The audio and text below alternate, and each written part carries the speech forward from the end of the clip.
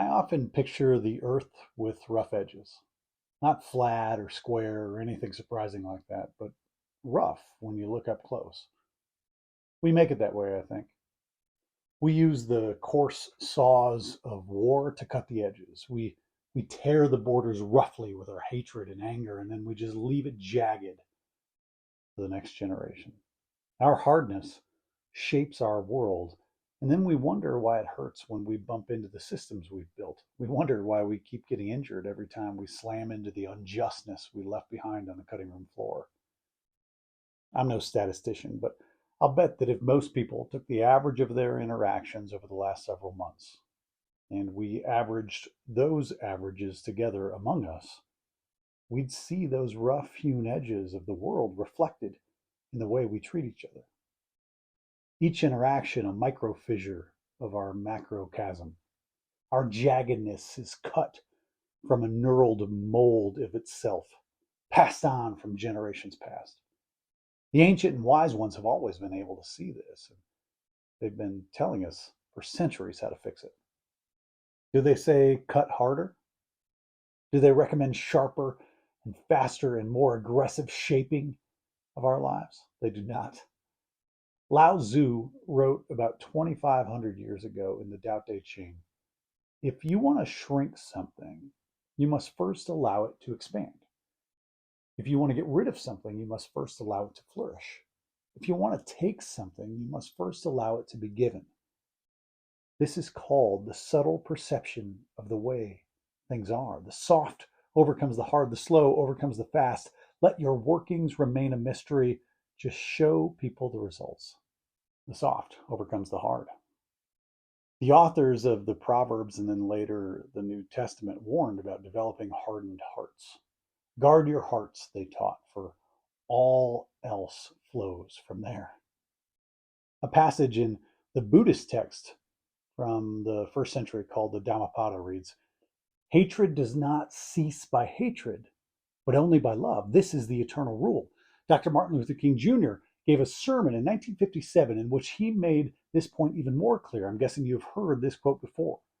He said, returning hate for hate multiplies hate, adding deeper darkness to a night already devoid of stars. Darkness cannot drive out darkness. Only light can do that. Hate cannot drive out hate. Only love can do that. And yet, our instinct is to fight. Our instinct is to prove we are right. Our instinct is to lash out and tear down and rip apart. Our animalistic amygdala reacts by shooting anger at anger and by smothering darkness with more darkness. I've been experimenting with something lately on social media. I'll occasionally post something mildly controversial in topic, but I really try to always frame it in an uplifting and loving manner. And no matter how thoughtfully I craft the message, there are some topics that are just so overwrought with societal gunk that people will inevitably comment on the original post in harsh ways. I've been practicing responding to those harsh comments in two ways. First, slowly. I give it time to breathe. I give the comment and the commenter space to let the light shine in. I think if we crowd our lives with rushed responses, there's simply no time for the shadows to pass. And then second, when I do respond, I respond with agreement, celebration, and love. Now, I don't agree with everything, but I'm finding that if I try hard enough, there are ways in which I can celebrate and acknowledge where almost everyone is coming from. Now, I said almost everyone, because there are just some trolls and bots that you can just ignore out there and avoid.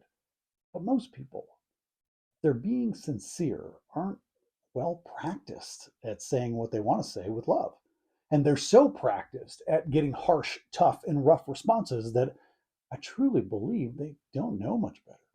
I'm practicing responding like this on social media, not so that I can change the minds of the commenters, but so I can change my amygdala, to retrain my mind and my heart to smooth out the rough ways I've been taught by the world. It carries over to the way I interact offline too.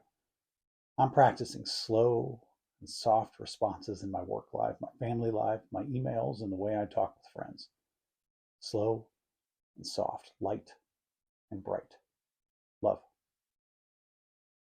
I often picture the earth with rough edges. I think we're the ones meant to smooth it out. Here's a blessing for your week. God of softness and light, God of the slow healing we often try to rush through, be with us as we smooth out the rough edges of the world one by one. Bless us with your patience and softness. Make us instruments of a gentler world. Amen. Between is about you.